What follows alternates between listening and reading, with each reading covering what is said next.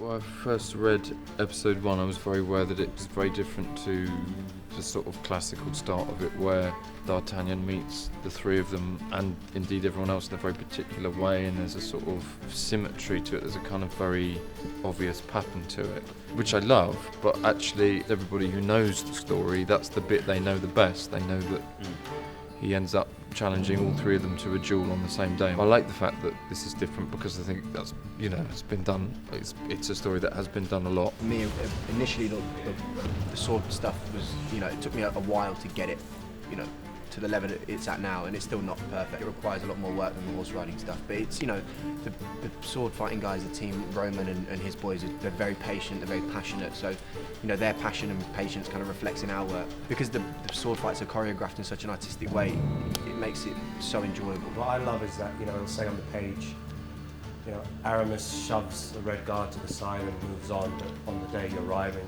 you're not really just shoving him. These guys are really creative with what you're actually ducking. He's punching you, you're headbutting him, elbowing another guy, chucking him over your shoulder. So I guess there's a flashiness to it. I relishing in the battle. I think, for me, it's that there's a relish in everything.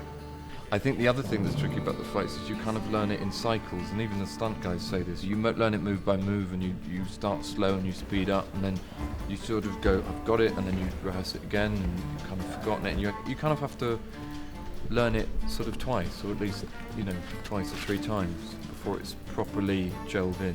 It's like that physical memory. It has to become a part of you, so you don't think about it, and it's natural. You're trying to get to a point where you don't think about it, so... And then in the heat, you're an autopilot, really. Yeah. I mean, that's the one thing that's almost helpful about the heat, is it kind of turns your brain off on some of you. You don't actually, sort of can't think. Yeah. This is different because you're using swords, daggers, and you're wearing all of this stuff. I don't have a pair of shorts on. In a ring or something, I'm wearing this big uniform, and which is slightly inhibiting at points. You have to adapt and move differently. You can't just punch someone in the same way, or you can't turn on a sixpence in the same way.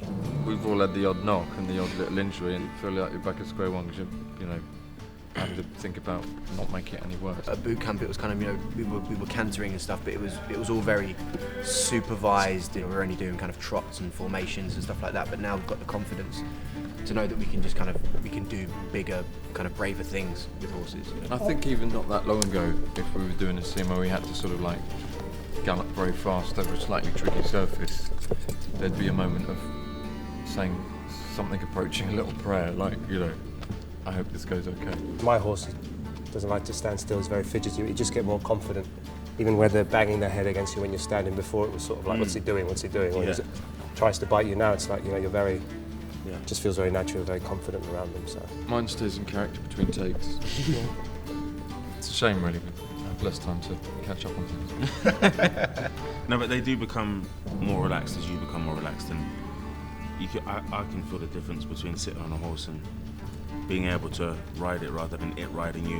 Whereas at the beginning it was like you can kind of feel that you're sitting on the back of a horse. So I got an image in my head.